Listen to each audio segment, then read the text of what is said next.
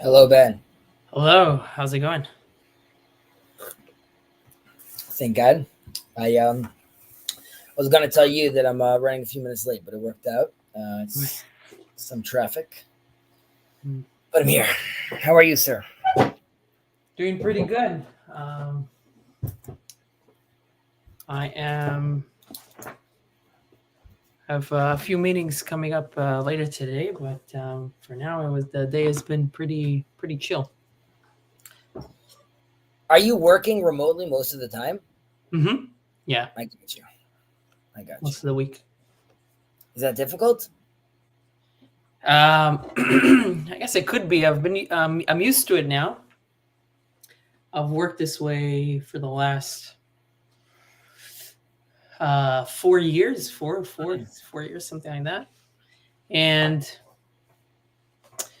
before that, I've been doing a lot. I've been I have been writing a lot, so that includes a lot of working by yourself, like What do you mean writing? scripts, mostly the stuff that actually got produced, but like just writing either scripts or fiction or stories, things like that. So it Any of requires a them? lot of remote work and Any of then them bringing it inspired to by people. the Torah? Hmm. Are any of them inspired by the Torah? Um, Not too much. With the point that when I was doing them, even though there are a few interesting things when I look back that I kind of added, um, a few, like an apple or something with an apple, but yeah. So My essentially, son, my son came to me. He's like, "Abba, you're not gonna believe it." I was like, "What?" He's like, "I need to show you something." I was like, "Okay, what do you need to show me?" He's like, "Look at this book I have." So it's this comic he has of Norse mythology. uh huh, He's like, they're saying they have a different Adam v'Chava, and they're saying, I'm like, I know, I know. He's like, but look, this story. I'm like, right, it's very similar. He's like, and they have a tree. I'm like, and they have a tree. He's yeah, like, I'm looking for it. I'm looking for the snake. And then he found like, there's the Ragnarok snake. So mm-hmm. right now he's just like, what's happening in my life? And I'm trying, Yeah, trying to explain to him like, these parallels, these stories that everyone's trying to reach, and everyone's trying to understand this story. So he's very excited. that's cool. That's nice. He's discovering the world. Right. I mean, this gets interpreted to, uh, like, do you think the actor Thor would want to know that I'm Jewish? I'm like, yeah, sure, Billy. I'm sure he's very excited. He like wants to give them notes for their next movie. So Hmm. we'll see. Anyways, that was so I was just thinking about like it reminded me of the fiction. RJ, Yeah, shalom. How are you? I hope all's well. I see you have a new um, little picture, a little image. You have a chamsa, keeping it a little more traditional now. I see, as they say. hmm, Chamsa, yeah. chamsa, chamsa. All right. Where were we? That's a good point. I need to do that. I think either we finished in the stopped in the middle or finished one. It's a good question. I think we might have stopped in the middle. Let me see. There are a bunch of small ones. Let me put it up here. The sorry, yeah. Um, the five kinyanim. We are. Let's see if we finished. Rabbi Yossi ben Kasma. That that what we were talking about. Rav Yossi ben Kasmia. What was the story over there? Yom He was echad part of pagav the yadam. that's left Pagabi. He was walking, and then like that's the whole crazy sequence of the story, right? Come to my city, there'll be rich people, you'll learn Mhm. Torah, right? Right. So he spoke about this whole interesting conversation that they had over here. How he asks for a name, he doesn't give him the name. Why does he assume that there isn't being Torah taught over there? We spoke about how this could potentially be even Rome at the time, because we spoke how Rav Yosef ben Kisma had a good relationship with the authorities. How in an eerie way at his funeral, people came, and that's also where they rounded up the other some of the other heavy hitters in that time, and that's where we have the 10 martyrs story. So There's that recurs as well. What else did we say over here? I want you to live with me. We spoke about how it came and spoke about how well first we explained how this guy's coming with a tremendous amount of money and trying to circumvent the conversation, which is, I'm going to come to the city. You guys won't have enough money to support me. So he's coming. He's like, don't worry about this. Like this all could get paid for. You won't be dependent on, like we mentioned in the past in other occasions, you won't be dependent on the supporters of the Torah. Rather, this already is all being given to you. And right here answers back that I'm not interested in this. I'm not interested. Do you mind scrolling down? Yep. Doesn't King David get mentioned there? Yeah, okay. Then he stresses King David because King David himself knew the value of gold and money and coins, and he himself also decided to not participate in that, and he wanted to value, the study of Torah. So there too, he realizes that what's on the top of the hierarchy.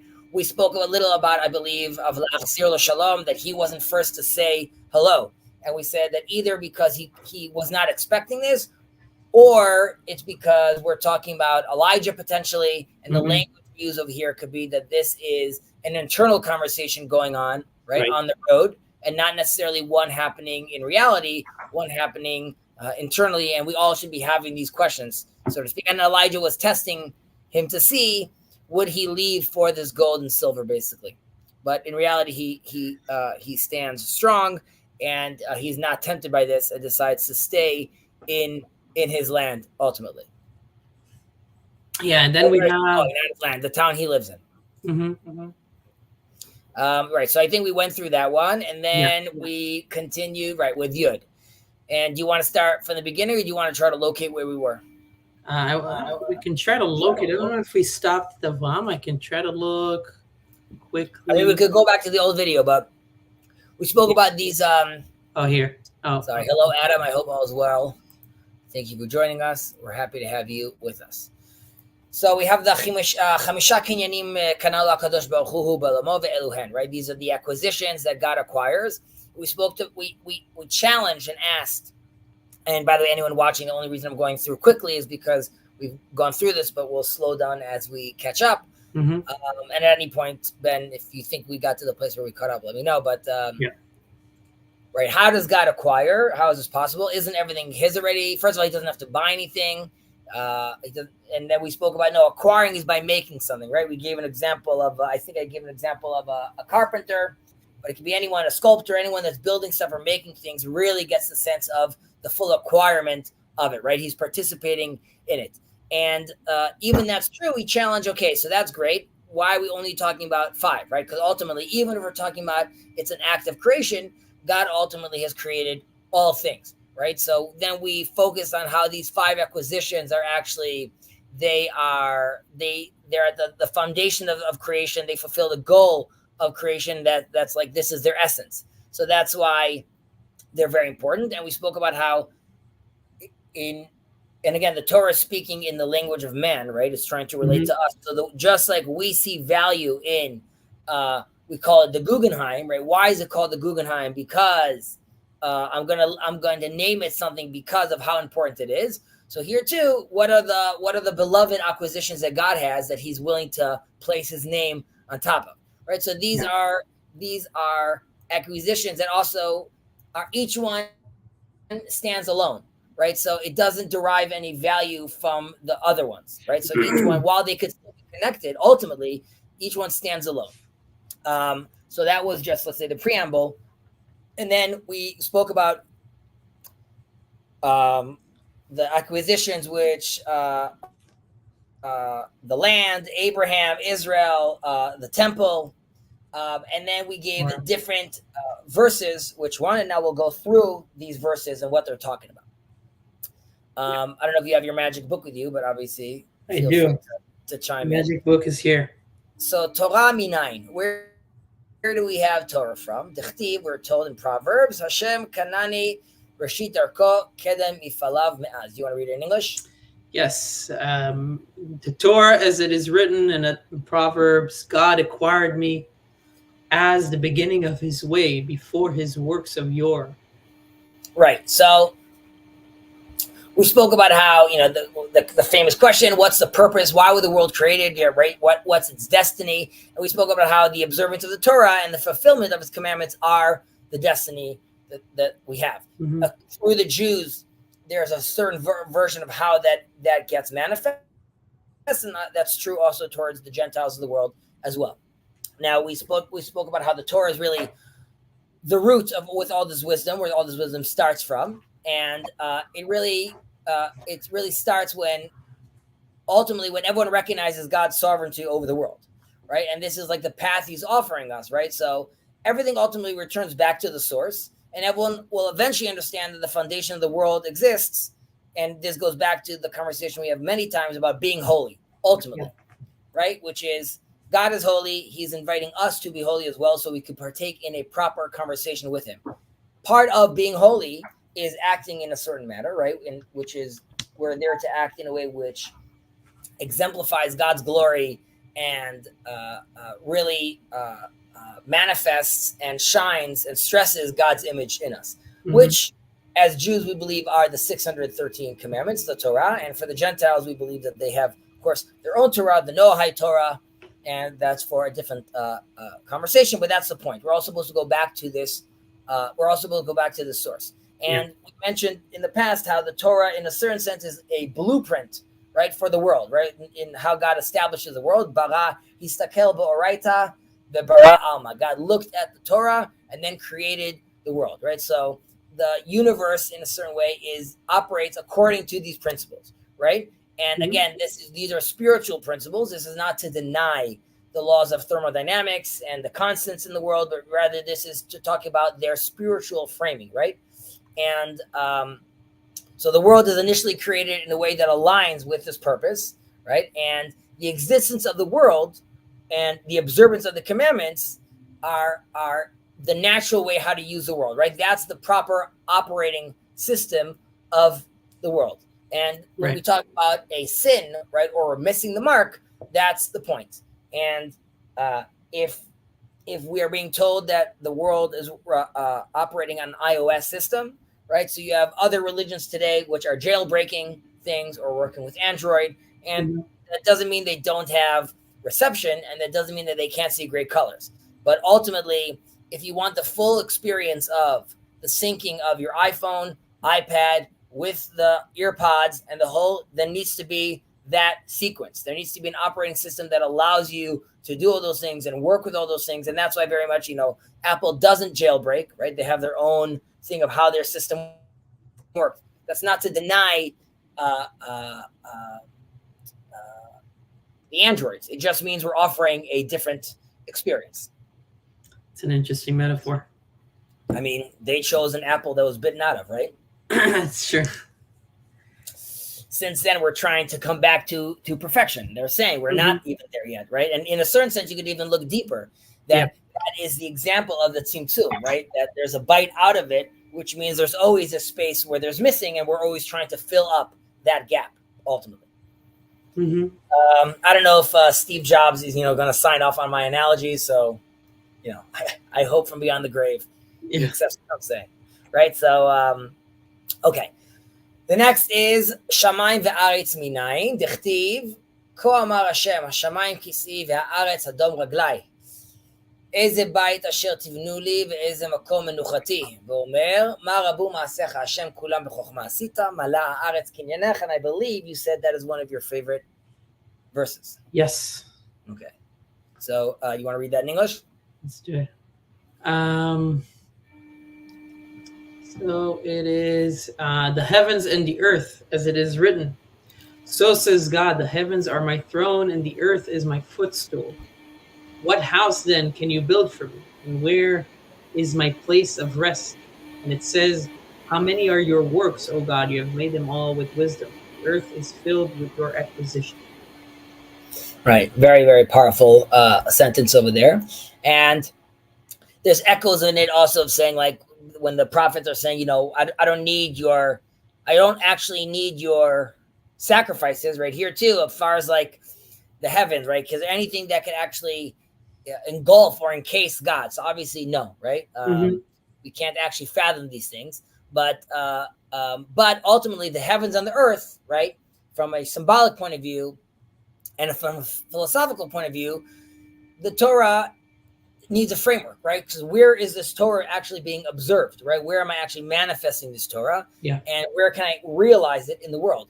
And the place is, it happens in the heaven and the earth, right? So this is the entire universe, as we said last time, is the body of the body of is creating the body, and the soul, and it houses the Torah, which is the soul, right? So that's in a certain sense, but like that could only be realized, and this goes back to Adam and Eve, right? When they're eating from the apple, so to speak, right? Or if we are symbolically, if Adam and Eve, if we're talking about like a conceptual period of time, right? Of the development of the subconscious. And during that period, I can't actually, or let's say thinking about, what's the word I'm looking for? Quantum mechanics. Okay. Yeah. So it could be here or it could be here, right? It only happens once I observe it, right? Once I observe it, once there's the observation, then there's the superposition, right? Then it's actually, we're deciding where it actually, yeah. Right. Okay. So before eating of the apple, right? These are all options. It's good, it's bad. They mean nothing to me because I can't actually manifest them. So what does it matter? I have nowhere where I could actually actualize this. Once I eat from this apple and I observe it and the superposition has happened, right? This is now a place where I can start playing out this reality, right? So in a certain sense, and I think I gave this example last time, the Zohar gives this example of the deer that's pregnant, right? That's nervous to give birth because like it's going to be painful and it can't make a decision, right? It's in that twilight zone, right? It's clearly something new is supposed to emerge, but because the person's not letting it happen, it's neither here or there. The Zohar says comes the snake and bites it, and because it's distracted by the bite, the baby comes out. So here this is alluding to the snake, right? Which of course also was created by God. And the sense was that forbidden wisdom is, that observation. Doing that requires a choice. And we could look at it as a fall or a sin, but in reality, that's where the game could be played out.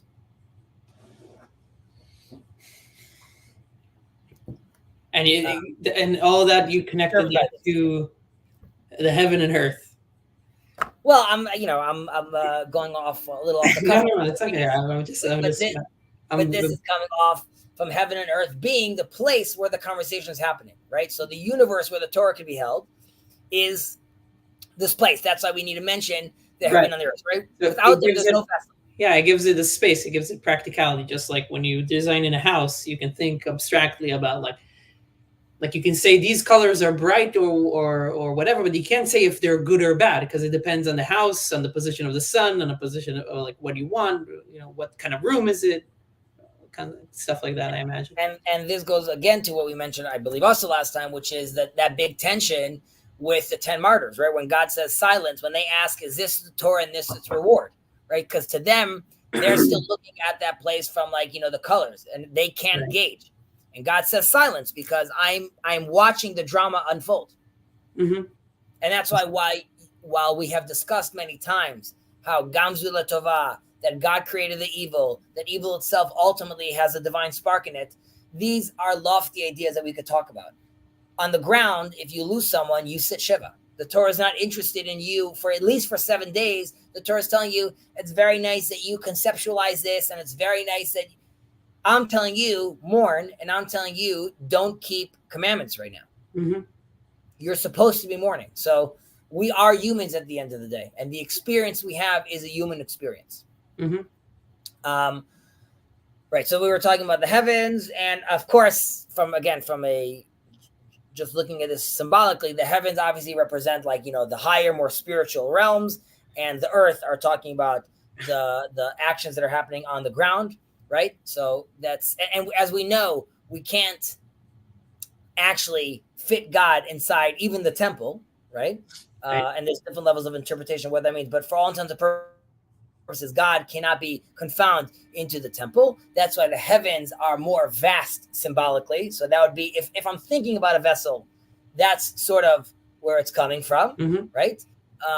And if I want to talk about the more earthly things, then I'm going to talk about the step stool, right? The throne would be happening in the heavenly, the step stool, which also I don't fully see, right? God is more concealed. When I'm looking at a step stool, I don't really see the back of the chair. I'm not necessarily realizing who's sitting on top of it, right? I'm only seeing the base. And this has to do with our experience in this world, right? Where we get to one of the strongest evidences, one of the strongest evidence data point for God's existence is his concealment, right? The fact that it's so clear that he's missing is sort of the indication that he's there. But of course, because it's more concealed, we look at it as the footstool. And with regards to the heavens, where it would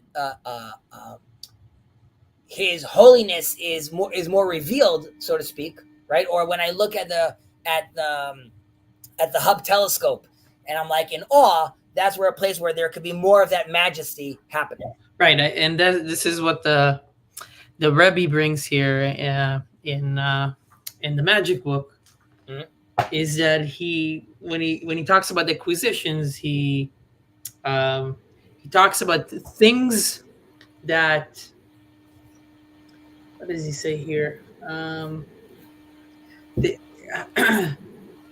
light is less obscured. Their movement from up to down, let's say in the world, is less obscured. So it's almost like things, like we said, like things that God acquired. So it's almost like the infinity within God is expressed or visible a little bit more in those acquisitions. So it's almost like when you buy a book, you open up the first page and you put CS, right? Or BS, whatever. So you put your initials. And that is your item, but the fact that you own it is a little bit more visible because you put your initials there. Your name on it, right? Exactly. Right, so you attached your identity to them. So those are things that are. So that's kind of how he talks about that. I like that, right? So those are elements because God, in theory, right? We say "Leitatar panui mine," right? There's no space void of you. Right. So even if I'm looking at this little rock, or I'm looking at the coronavirus, right? This too is God's glory, right? However, like you said, there's things that have his name on it, which are more clearly, his light is shining through them more clearly. Right. Okay. Moving on. Yes. So, okay. Avraham minayin. Dechtiv ויברכהו ויאמר ברוך אברהם לאל עליון קונה שמיים וארץ. And he, it's again Abraham, right? Abraham, as it is written, right, in Genesis, and he blessed him and said, "Blessed be Avram to God Most High, acquirer of heavens and earth." Right. Notice over here, this is before his name change, right? This is still Abram before Avraham, which has many deep interpretations and reasons why that name has changed, also for a later time. But there is a focus. Now we're meeting an individual, right? So we spoke about now we acquire the Torah, and we acquired the place where this is happening, right? The world where this is happening, the heavens and the earth. Now there has to be someone that needs to fulfill the purpose of the former two acquisitions, right? And so Abraham is one of these acquisitions, as we just said, and he's the first to really spread God's belief in the world. I know historically there are other elements of that, understood, but Abraham is very unique in this way. And just to go on a little tangent over here, we read about Enosh, the time of Enosh, right? And Az huchal likro b'shem Hashem, right? That's when they started using God's name. So there's interpretations which this is when people started blessing and recognizing God's name. However, the Baharal looks at Az huchal from chilul, from desecration, and he says at this point God's name began being desecrated, which is people realize that the we say God is Melech Mamchem Lachim, the King of all kings. Mm-hmm. It seemed for people at the time, focusing on the more kings was easier than focusing on the one king that's all encompassing. And, Right. and in many traditions, that really stayed in the more mystical or secret teachings of these things. So let's say when we look at Hinduism, we know about all the multiple gods, but ultimately it goes back to Brahman with a source. But that's for the priestly, that's for the Brahman people and the priestly class. That's not really being taught. And the layman is interacting with the other kings, the other intermediaries that the Torah talks about. Mm-hmm. And there's a sense where if you want to have a conversation with God, you need to know who you are to be able to speak to God. Okay, so Moses knows who he is, and that's why the conversation with God is fruitful, because I know me, so I know you. When you're talking to me, this makes sense. Azucha likro b'shem Hashem was also more amorphic or more general, which is people started reaching out to God. The problem is they themselves weren't oriented at that point. Right. They themselves didn't know who they were, so that conversation is diluted. And just one last thing about that is also the difference between Balaam the prophet and Moses, which we say that if you look at the book of Leviticus, Vayikra in Hebrew, the last letter of the first word, Vayikra, and you called out, is with a small aleph, the first letter. And the reason the Midrash says it's small, because Vayikra means God, the way God and Moses spoke to each other was at this very high level of resolution. And Moses felt embarrassed by this. He didn't want to take all the credit, so he made the aleph smaller. Mm-hmm. With Bilam, which our sages tell us was as powerful as Moses, but for the rest of the nations, it says Vayikar, okay, which is one has to do with personal knowledge, one has to do with sort of passing knowledge. It wasn't necessarily directed purposely. It's more that it's more like Moses is fully oriented, so he could see the matrix clearly, and that's why he could act like the one, so to speak, right? He can manipulate the source code and speak and do and save Trinity. Bilam is he happens to tap in to the matrix. So Vayikar is something that's not happening intentionally, more that he is aware of that code, and that code is everywhere, so he manages to see it. Right. So he's missing the aleph. He's ignorant of the aleph, and maybe can we say that the aleph is the source, right? He's missing the source. He doesn't. I haven't thought about that, by the way, but he's missing the source. That's great. So he's missing. Now, the reason he's so powerful is also because, like Abraham, he also comes from Aram. Aram is one of the groups that managed to maintain in it. It's like we just spoke about, Azu Chali Kro B'Shem Hashem. They managed to maintain this understanding of God. From Abraham, we had a recognition of proper orientation that continues on with Moses. For the rest of the world, Abraham is Bilam is special because, like Moses, he is there to offer global prophecy. So for the collective, that's very powerful. You don't want it to just be for the individual. However, again, it's weakened by the fact that it's not intentional. Yeah. Okay, but that was interesting. So that's by the way, that if you also realize earlier on, we spoke about in Pirkei Avot, we actually speak about Abraham and we compare him to Bilam. Yeah, right. And that's because they're shared lineage, right? And they're shared interest here, because that force is strong in both of them. Bilam is one lucky fella in one way. He's been compared both to Moses and Abraham. But that is, in a certain sense, always a conversation that's happening, that all the world could up its level, and the individuals all could be seen as holier than the high priest. Yeah. Right. So again, there's a difference between the collective and the individual, and we're always dealing with this tension with the foreigner coming inside in some way.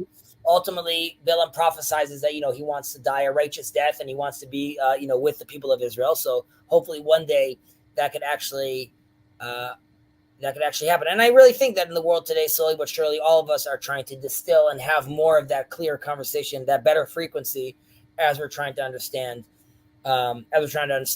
Okay, so Abraham, like we just discussed, is very serious. Right, he rediscovers the sovereignty of God. Right.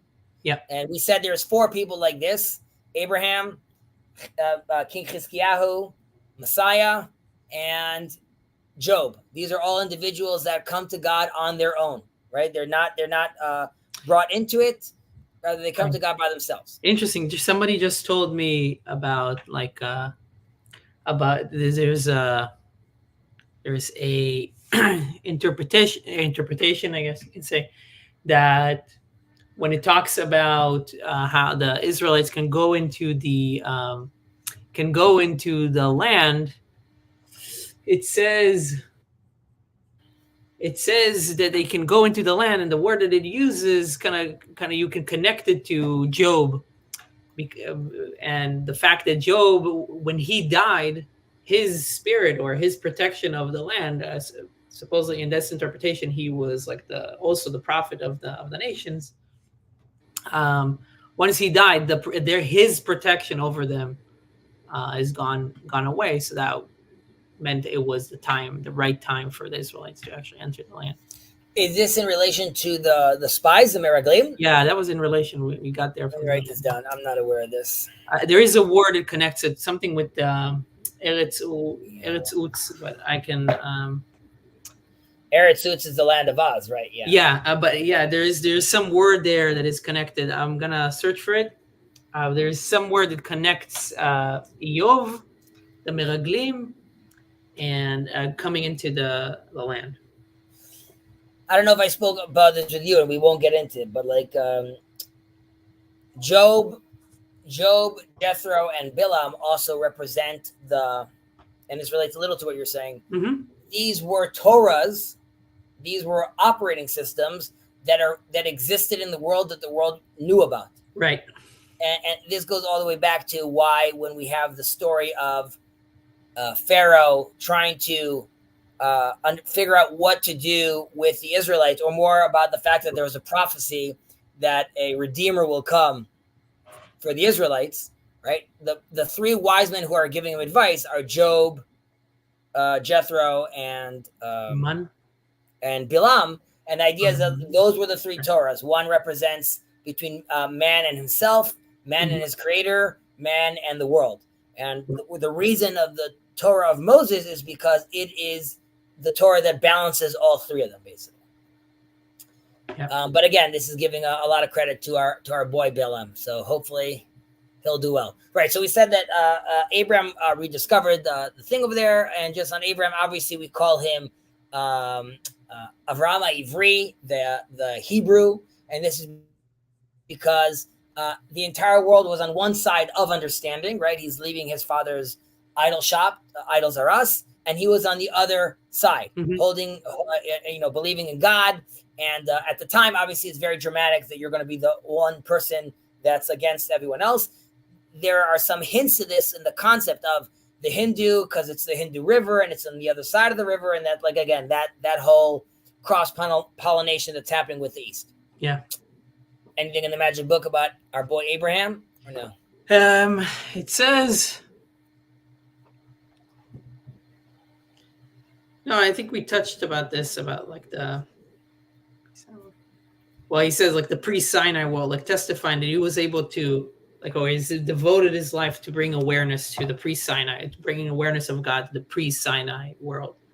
But yeah, so that is, so I spoke about this once with the Noahides about there's the Abraham path and there's the Moses path. Mm-hmm. Right? The Abraham path for the individual. And when we say what Abraham, there's a term, it's called a nefesh asher asa b'Haran, all the souls that he created in Haran. And the sages tell us that him and his wife were on a theological mission at the time. And they were teaching a version of their Torah to the people in their neighborhood. There's obviously the school, the philosophical school of Shem ve'ever, right, where we have one of Noah's sons is still there, potentially still teaching. And so we are aware that this philosophical and theological knowledge is still out there that Abraham is playing with. And then we have the double Lech Lecha. Right. Moses leaves once, and then Abraham leaves once, and then leaves again. So once is for the once he leaves, and then he realizes that God wants this universal mission of like just teaching a few people. It needs to be focused within a people, and then from that people, it will spread on. So Abraham goes and comes back, and that's because there's a whole relationship and thing he's cultivating at that time, right? So I agree with your book. Yisrael, right? We're next one. Yisrael minayin. Dichtiv ad yavor amcha Hashem ad yavor amzu kanita ve'omer in Tehillim, in Proverbs, in Psalms, lekdoshim asher be'eretz hema ve'adirei kol chefzi bam. Israel, as it is written, Exodus, till your nation, O God, shall pass, till this nation you have acquired shall pass. And it says in Psalms, to the holy who are upon the earth, the noble ones, in whom is all my delight. Right. So I'm sure you guys all heard this before, but the people of Israel, right, were created and for the purpose that God is declaring on Mount Sinai, right, as he tells them that you're going to be a kingdom of priests and a holy nation. That's what God is expecting from us, right? So this again, when being chosen, that doesn't mean better. It just means there's a sense of responsibility that we have, and anyone that wants to take on that responsibility is also chosen, right? So if I'm part of a group that's going to make sure all the garbage is clean in Jerusalem. It's not exclusive. If you want to also clean the garbage in Jerusalem, you are now part of this group. But until you join that group, I'm the group that's doing that because I'm the group that's doing that right now. So we are God's people, and we carry the responsibility of bearing God's name, right? And the question is like how are we doing this, right? So it's of course by observing the Torah and fulfilling the commandments. This is how we're doing this, and God really sees us as one of his hidden treasures, as the Torah talks about, right? Which is he built this whole world, and he has his children, which he considers like his special acquisition or his prototype, or I don't know if prototype's the right word, but where he wants to try to manifest this. But again, it's supposed to be a roadmap for everyone else. So in OpenAI language, this code that the Israelites are playing out, which we are still playing this out, ideally, should it prove successful, which as believers we believe it will, everyone then is asked to adopt that code because it's a successful code. The flip side is also offered to the Israelites. When you come to the land and you look at the nations around you and you see they have a king, you could give yourself a king, because God is letting them know, hey, guess what? The world in its wisdom managed to figure out some good systems. Yeah. And as long as they work and they're not corrupt, partake in them. And I believe the interpretation of king doesn't mean monarchy. It means system, democracy, monarchy, whatever it needs, you need to figure out that works at that time when you're in the land. And again, but we're not in a vacuum. There are the other nations out there. Even if we are the chosen nation, that is among other nations, right? So we are not walking alone in this place. There are other people and other things and other narratives and other stories that are being played out. Right. There is chokhmah that we can. Right. Exactly. So the wisdom in the Gentiles or in the nation of the world, you should believe that it's something that is worth acquiring and understanding, right? And right. So really, also when God, obviously, the famous story of the Exodus, right? When he frees us and he tells us that you're going to come worship me in the mountain. This is all part of the deal. Well, interestingly enough, if you look at the text, the Israelites were aware of a prophecy that will be released one day. That's also part of the code sequence that Joseph uses, right? He says, he tells the descendants, when I die, one day, God will come back and claim you. Right. And God tells Moses, tell them, they will know that you're the real deal when you say the magic word. Now, this is in the context of a midrash, how what the Israelites would do on their downtime is they would play they would reminisce on their old stories by the fireplace. Basically, that's what they would do to sort of lighten the mood. These lost stories connect to a different midrash that says that the Levites are already coming down with some scrolls of these ideas, right? So you could imagine the Israelites sitting down talking about Jacob and Abraham and talking about the good old days, and one day we'll be back. So then you hear Moses come say, then they leave then he takes them to the mountain. There's never a discussion about the commandments, by the way. And that's why also when he tells them this, like they before. respond to Moses. Right. Kol asher yomar naaseh. Right. Anything God tells us to do, we'll do, which is basically like, we believe that you're the guy to take us out of Egypt because that happened. We saw that. This whole Torah thing and commandment stuff, it's not good enough for us to hear that from you. Your word was good enough because you used a sequence of a promise to get us out of here into a land. This whole conversation about Torah, that is like an add-on in a certain sense. I mean, we are being it could have almost been that the Israelites had a choice. If they acted in a certain way, maybe they would have been fully redeemed, right? And they didn't need this whole story. Obviously, that negates the idea we have, or that contradicts the idea we have of the Torah is a blueprint and God is creating the whole world. But you could even say that the Torah being a blueprint, it allows it to manifest in different ways. Because of what happened, it needs to manifest the way it did right now, which ultimately leads us to 2024, you and I studying this scripture on the computer, right? But it could have played out in a different way, right? So this is, again, so the people of Israel, he gives them the Torah, he took them out of people. Ultimately, it's also, we should realize that it's giving of the Torah and acceptance of the Torah is really continued throughout the 40 years, right? Towards the end in the Dvarim, in Deuteronomy, it says, "Bayom hazeh, in this day you become a people."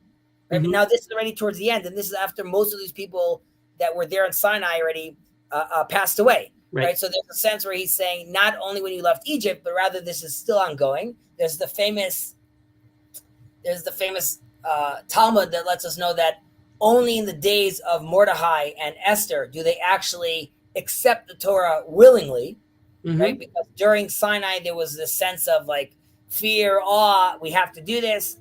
Only then when God was nowhere to be seen, yet they were redeemed, did they actually realize, okay, no, God is over here and we are now taking on this mantle on ourselves. And that would be even more than the 40 years. Really, the Torah is something that is constantly, the Torah is really the purpose of our existence as the Israelites. And from this fact, really, this is like where the special connection with God stems from, right? Which makes us the acquisition. The idea that acquisition 1 is the Torah, and then acquisition 3 is the people, are the people that could actually manifest and actualize this Torah as well, right? So this is part of this acquisition. Yeah, it's interesting. Sure. This is a whole rabbit hole, but so we don't have to go into it. But I mean, like this whole talk about like the accepting the Torah and the let's call it the 2 stages, right? The stage where the Israelites just say, like, they don't hear about the command. They're just like, we'll do it, right? Yeah. And the idea that it's thrust upon them, right? Like a gigit, where like it's more about fear. And then eventually in Mordecai and Esther, it's more of an active or intellectual or rational decision.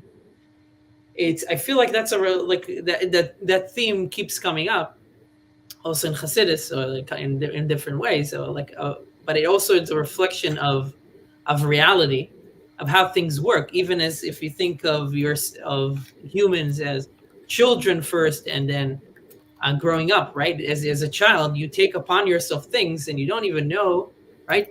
Your parents tell you what to do and you're like, oh, okay, right? You don't really understand.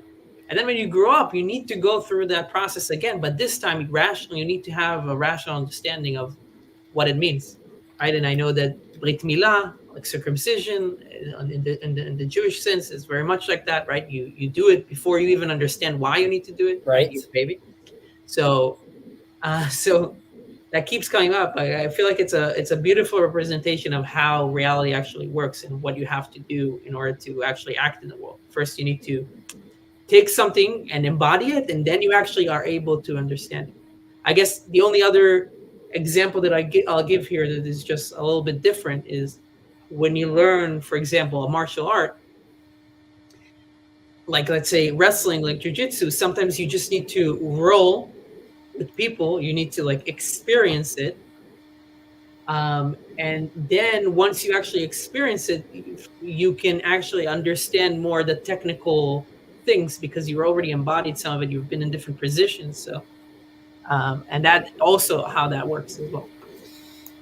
I mean, this is contrary to, like, when a kid falls down to their kid having the tantrum, like the culture today tells us, like, oh, how are you feeling? Validate your feel. Like, there's a sense where, like, no, like, you need to be told in a certain sense what the reality is for you then later to realize how to interact with it properly. So, like, there's a sense where it needs to be thrusted upon you as long as there's wiggle room and space for you to take it on yourself. So I can't remember exactly which prophet says this. I think it's Isaiah,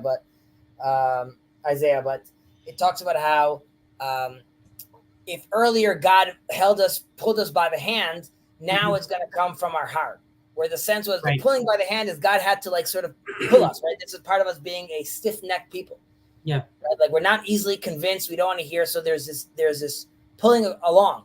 However, at the end of days, it's a willingness from us to want to participate and want to do this, and it's coming out from us. And this is goes back to Shuva Elai Shuva Lechem, right? Return to me and I'll return to you. Yeah. At some point, Jacob will agree. This is Jacob's channel. Zionism's a bad idea. I believe that 1948 is, in a certain sense, God saying, like, that's my move, right? Like, what's your move? Arguably, Jacob could say, like, well, the Zionist state was the wrong move. Sure, fine. God is still waiting for our response. And that's part of that dialogue, and it requires from us to ante up, right? We can't just, like, when you have something like 1948, then, like, to then be like, no, I wanted the miracle to be, like, more exact, and you're like, well, that doesn't happen that way. Like, this is what the miracle looks like. So, right, but that's for a different day. Okay, Beit HaMikdash, the temple, correct? Yes, and by the way, just to let you know, I have a hard stop in 7 minutes, or 7. Okay, Beit HaMikdash. Well, just be a good Jew. No, Beit HaMikdash, Minayin. So I guess we'll finish next week. Then we'll do 11. Yeah, 11 is small, so we can do 11 and then kind of just like talk about next step. Yeah. Okay, Beit HaMikdash Minayin Dechtiv Machon Shivtacha Pa'alta Hashem Mikedash Hashem Konenu Yadecha Omer Ve'Yaviam El Gvul Kodsho Har Ze Kanta Yameinu. Okay, so the holy temple, as it is written. Yamino. Sorry. What? Sorry. Yamino. Yeah. Oh, Yamino. Yeah. The holy temple, as it is written in Exodus, the base for your dwelling that you, God, have achieved, the sanctuary, O Lord, that your hands have established. And it says in Psalms, and he brought them to his holy domain. This mount is his right hand has acquired. Right. So the temple is magical, even though we said, you're right, God can't be contained, and the temple is an 8th-day creation in a 7th-day world, and it keeps on getting destroyed and all that good stuff. Having said that, God does still locate and sanctify a place, right? Because of the human need for connection, because of us trying to have him in this, try to have a connection with him, which is somewhat physical, right? We have a temple. However, a Beit Mikdash, right, eventually also turns its name into a Beit Tefillah, a house of prayer. Yeah. And these are also verses that have to do, which allude to our relationship with also the Gentiles of the world, right? We say, of course, in Micah, right, from out of Zion shall go forth the Torah and the word of God from Jerusalem. So this is happening obviously here. Ultimately, we say that V'naharu amim rabim, right? So many nations will come and say, come, let us go up to the mountain of God. And what's interesting over there that he will teach us from his ways, and we shall walk in his path, in Rabbim, in plural.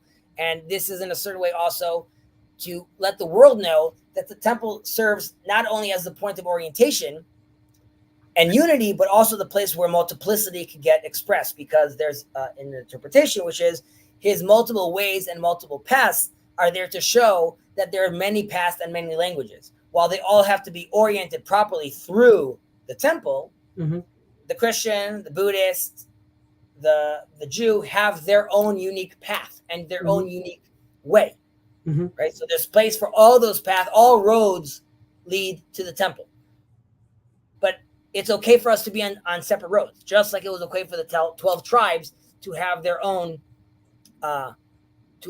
path, as the Midrash says when they walk through the Sea of Reeds, right? So, but we could ask, as we're wrapping this up, is the order important, right, of the things we're talking about over here, right? Is the Mishnah, the way they're giving to us, are these just general 5 acquisitions, or is there a sequence to them, right? And it would seem that these acquisitions are really all made to help the people of Israel achieve the purpose of studying of the Torah. And the reason is so Israel should observe it. So that is really, and if they observe it, God could be in this place. So it really continues in a certain order, but it's all there for us to be able to manifest it properly in this world, and then create a vessel for God to be with us as well. So it ends at the temple, but ultimately, with proper orientation, we ourselves are supposed to be like each acquisition of these things brings the divine presence, brings God closer to being revealed in his creation, ultimately in us, right? So even at the temple, ultimately it's inside the internal temple that we build for ourselves and the way we act, right? So we want to be manifesting a temple in our everyday lives, and that is something that we want people to be able to see, people to come to, people where people could extract wisdom from. And in that sense, we are all a symbolic Jerusalem in that sense. We're assuming we are embodying that idea that goes all the way back to God's requirement from us. Right. And since we're on Jacob's channel, and Jacob is semi-officially related to Chabad, right? We can also say that, like, the Chabad's, like, their motto really is that our duty here is to create a dwelling place for God in this world.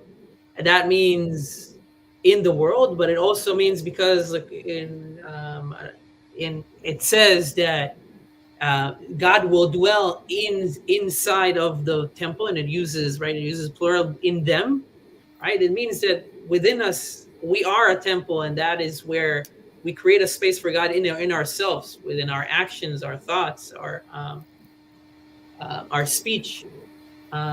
So, and that message dovetails very well with other messages in the TLC, all the way back to JP. 100%. Right. That's a very good verse. Right.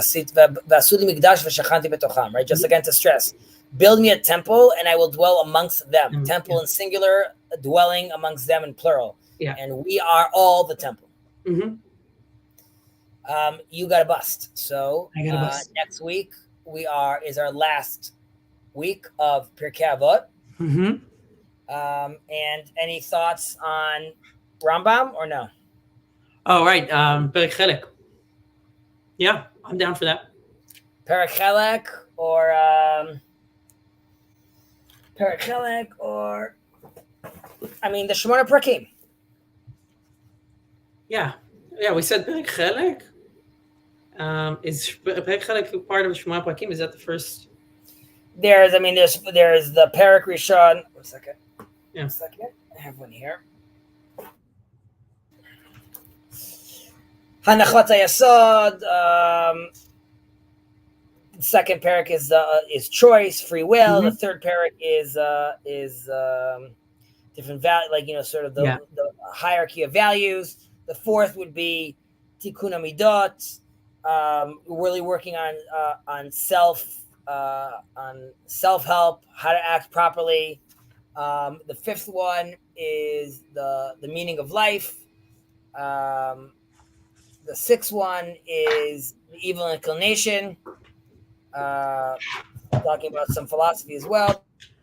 The seventh is Yeah. the stages of prophecy, and the eighth is about freedom. Yeah, I think it dovetails well because obviously he wrote it for, Well, isn't it? really, it's really, I would say you should learn this. Not, you don't have to, but like you could learn this and then learn Pirkei Avot, Mm-hmm. because this is sort of, this is Introduction material to, you're armed with when then you take on to study Pirkei Avot. Yep. Which one is the guide to the perplexed? RJ asks over here. Okay, so that's called the Moreh Nevuchim. Mm-hmm. The Moreh is, I mean, you just call it the guide or the Moreh, which could also be the teacher, but it's also the guide. Or Moreh Derech means guide is someone that is showing you the way. To the Nevuchim really means ones that are embarrassed, and they are embarrassed by their perplexity. In English, the terminology was just guide to the perplexed. There's close to 20 years between him writing his Mishnah Torah, his legal codex, and his writing his theological work, and that happens later on. Yeah. How's the English translation of the Guide to the Perplexed? You have good English translations to the Guide to the Perplexed. I personally like the Schwartz translation. Yeah, I don't know which one Safari uses, but it's good. I have to go. Thank you very much, Chezi. Thank you, everybody. See you next week. Sir. See you next week. I will hang on for another 5 minutes. And then I'm going to go. Usually I would hang out for longer, but other commitments that I have. Exciting, though, that we're finishing Pirkei Avot next week. How long have we been working on it? Actually, would be interesting to know. But if we do the Rambam Maimonides, very, very exciting, very good. I recommend. There's a lot of good stuff, a lot of good topics there. So I would recommend people joining on. How long ago did we start? Let's see, number 9. A year ago. Wow. Okay. It's been exactly a year. So that's pretty cool.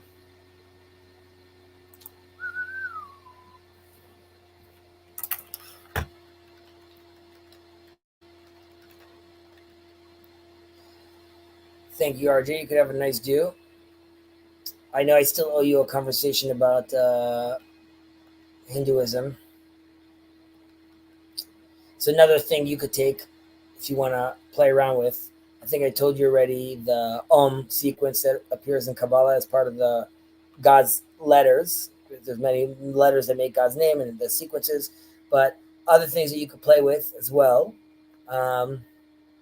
is the fact that in the silent prayer, the Shemona Esrei, or the standing prayer, when we bow down, the idea is that your 18 vertebrae will show, and that gives an example also about a snake sort of coiled around your spine.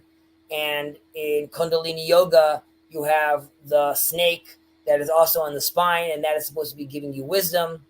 And just like Eve, you have the snake. You also have in the Greek traditions, you have these oracles. They were called like a Pythia because they would kill a python and then inhale. They would burn his blood coming out of his head and then inhale the fumes, and that would give them this divine wisdom. So there too, you could see this idea of the snake and wisdom is both in the East traditions and in the Jewish traditions. As well, we're playing with that idea, and there's really verses in the Vadas that really parallel many of the teachings that we have as well. Sometimes like in an eerie way. But that's another little tidbit.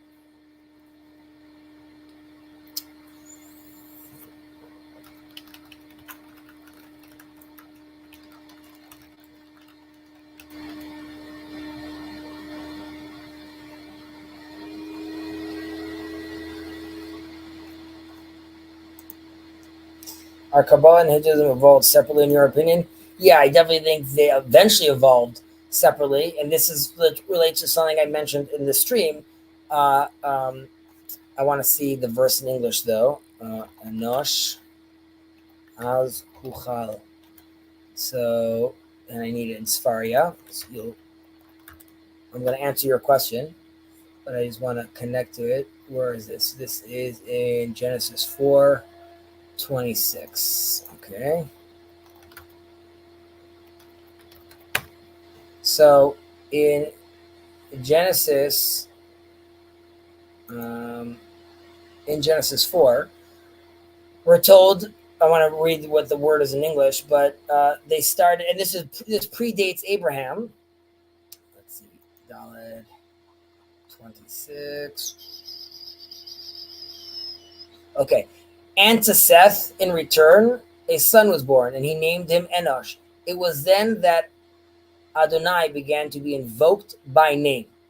Okay, and usually we look at that as being that this is a phase shift, a level up. But there's an interpretation that that's when God's name gets God's name and his understanding of him being the the the unmoved mover, the source of all. Many of the traditions rather play around with the ideas of the intermediaries and not go back down to the source, and that stayed a more hidden tradition in other religions as well. And if you dig deep into them, you realize that they're all going back to a certain source, but then they have all these other gods and intermediaries. So I think, according to an understanding that I'm comfortable with, that it is possible, reading our texts and our sages, that Abraham has an effect. The teachings of Abraham have an effect on the East. We see this through the concubine, the gifts he gives the concubine's son. There's different interpretation of what that means. And I believe that there was theological ideas that were gifted and given to, was given in the East. Later, I believe that was corrupted by other ideas and other influences. However, the core, if you remove the layers, as we call the klipa, the shell of impurity, then I believe we could start seeing more of the similarities. But they eventually developed into separate things.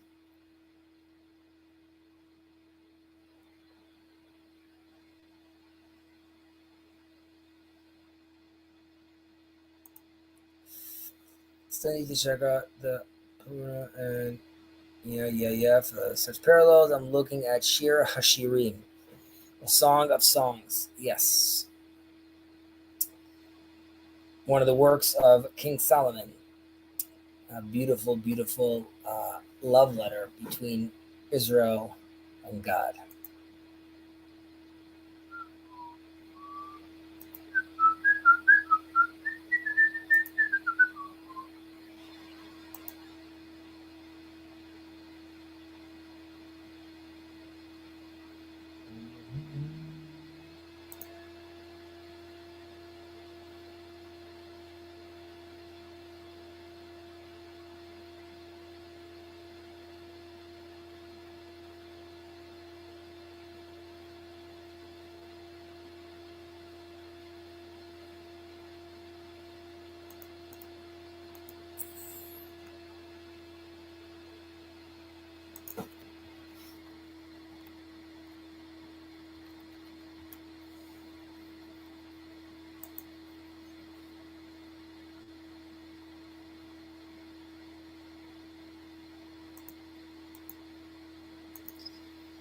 I think Vada means knowledge. Veda, yada. Okay, I see what you're doing over there. Then, and on that, um, in that vein, you also have the idea of Abraham and Brahman, right? That idea, and there's Sarah, his wife, and there's Sharisti, it's a goddess, or it's one of the famous texts that they read that also is seen as the feminine. So that's another parallel over there.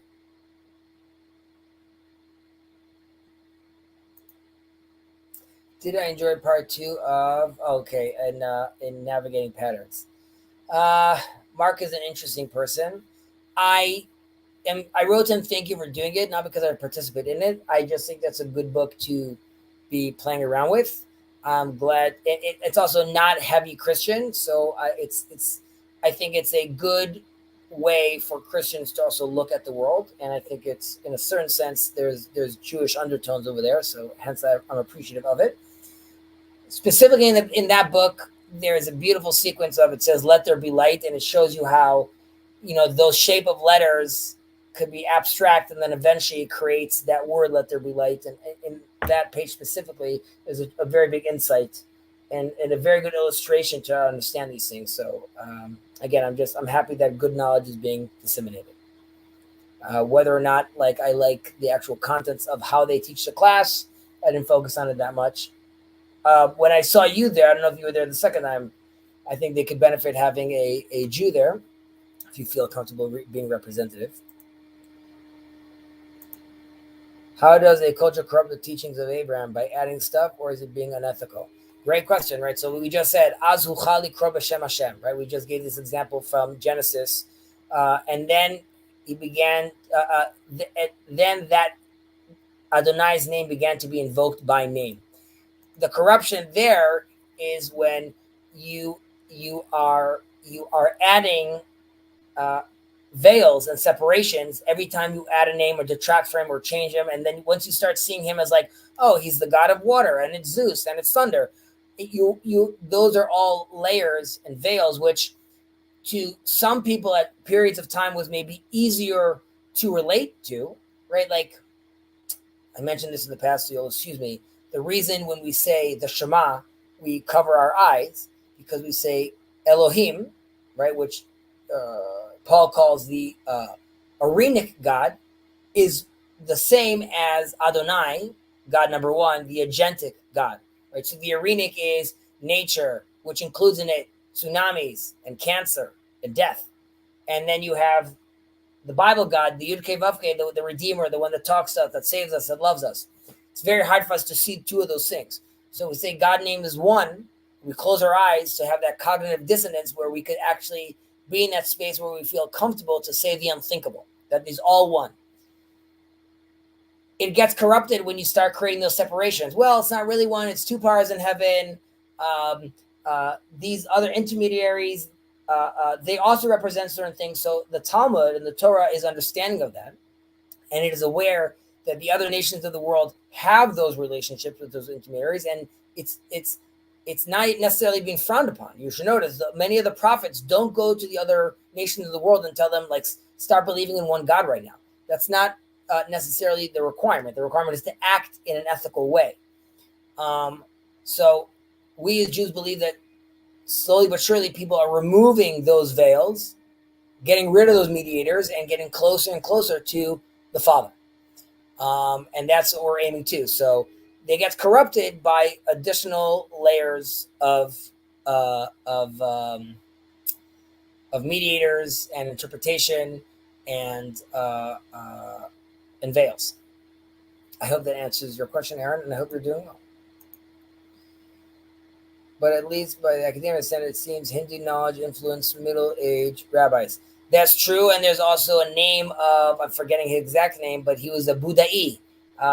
He is a former Buddhist that becomes a Torah sage, or he was known, that was his nickname because he was around there. So yes, there's cross-pollination at that time, and there is a midrash that talks about how this rabbi was in some ashram, and then he realized what they're teaching. I believe it's about reincarnation or other ideas.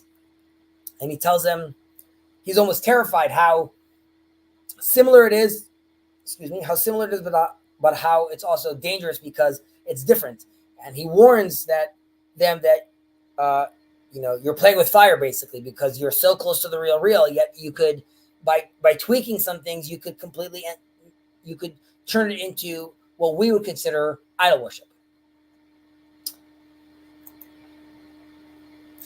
And obviously, definitely definitely the mathematics, and I'm forgetting the name of the equation, the Ibn Ezra, there's things that obviously the Israelites, the Jews, the sages adopted from the world, and as we are told, there is wisdom to be found with the Gentiles, and we should adapt it. The Paga Paju Gopi connection. Oh, gotcha. Around Krishna and his young seems at best. It's a whole discussion.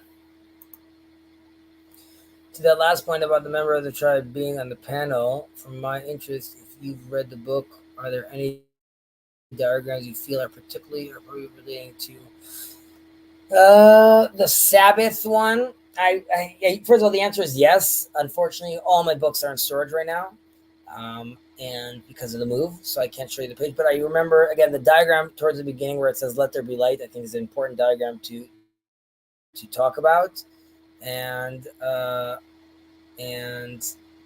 the Sabbath one I think was also fairly good.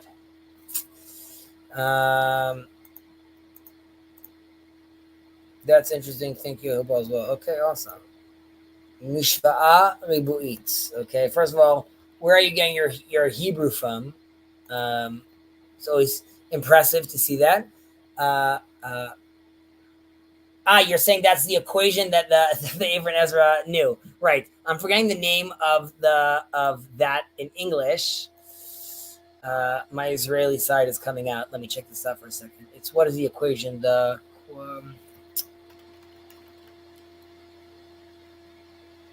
quadratic equation. Yeah. So I believe that is right. We have a zero, and that is being also kicked in later on to the point we don't know what that is. Also in Judaism, again, the zero is there's a lot there. There's a lot in zero. There's a lot in the concept of ein, of like zero not being nothing, but like from the nothingness. Ein Sof. This is like a Kabbalistic understanding. This is when God asks Satan in the Job story, Me'ayin bata, there's an interpretation which says, not where are you coming from, but you've come from the Ein. You've come from the Ein Sof. This is where the evil could come out from as well, due to the retraction, due to the tzimtzum. Okay. Take care. Believe in yourself. Hopefully I will see you guys next week for our conclusion of Ethics of Our Fathers. And we will move on to the study of Maimonides and his 8 chapters, which is, there's a lot of good stuff over there, a lot of good stories. And it's probably going to be a slow roll, I'm assuming, just because there's a lot there. And each chapter is going to be probably like a few weeks to go through each chapter. So, yeah, I'd say probably there's like another year journey over there. But we've done a year, and it felt like it went by much quicker. And this is due to the fact that we enjoy studying Torah. It's fantastic studying it together with like-minded people who our shared goal is orienting us closer towards God and unveiling his image in us slowly but surely. Now the queen comes, Sherry. Yes, Sherry, Maimonides. We're going to take on Maimonides. And even though he is a rationalist, we're going to try to put a little, maybe a little mystic love in there. We'll see. It's kind of like God is loving, but he isn't a God of love. He is God. There are multiple aspects to a person, so why shouldn't be the same to God? There are attributes that God tells us, though. Ma'ani rachum afatarachum, right? Just like I am merciful, so are you merciful. So, of course, we don't know what that means that God is merciful, but he is giving us a hint, some sort of shadow. If I'm seeing my silhouette, I could still understand something. So God has given us some indication of what he's expecting from us. And we all have much work to do, I'm sure. Have a good one. Maimonides. Don't forget to bring the Manischewitz. Sherry also is a wellspring of knowledge and wisdom. Okay, now for real, I need to go. It's always fun to stay.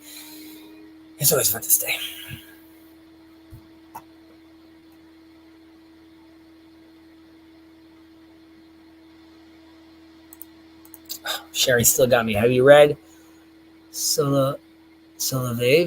You don't mean Soloveitchik, because if it's Soloveitchik, yes. If you're writing Solovev and this is someone else, then no. I'm reading his lecture, Divine Humanity. He has some beautiful things to say about Judaism. So I think I don't think you mean Soloveitchik. I mean, you mean Solovev. The answer, I didn't. His lectures, reading his lectures, Divine Humanity. Okay, I'll check it out. Some beautiful things to say about Judaism. Does he have any nasty things to say?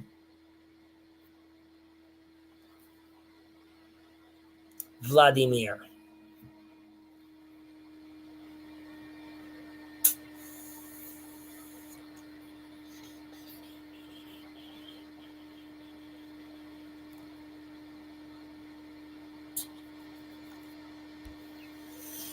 Has a lot of things to say about the Jews. Paul Sartre, complicated fellow, but one of his sentences about the Jews is that we'll never know what the Jews are actually thinking, he says, until they have their own state, a nation. And in a certain sense, that relates to the whole Noahide movement, which is up until this point in history, speaking to the Jews was always like, well, they need because of the censors they're saying this, and because of economic reasons they're saying this, and because of persecution they're saying this. We never get our full experience because we are always need to be aware. Only once we come back to the land do we feel the confidence to actually express our Torah, express our opinion, and hopefully, like I said many times, manifest into our universal mode. But that requires us speaking, and it behooves the world to be listening. To be clear, I'm not talking about myself. Ignore me. I know nothing. But there are people over there that know much and represent Judaism in a very nice way. And this is it's a new dawn with that, and that could only happen in a brave space where we all get to talk together. So again, I thank all of you for creating a space and cultivating a space where it allows for a conversation like this. And I hope our message, my message, and the little I know of Judaism could help illuminate some of our world. And now for real, take care.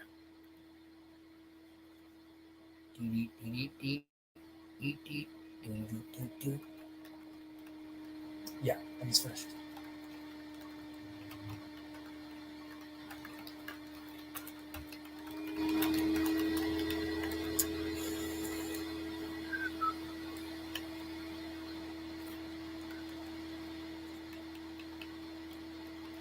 I'm still alive. Bye, Sherry.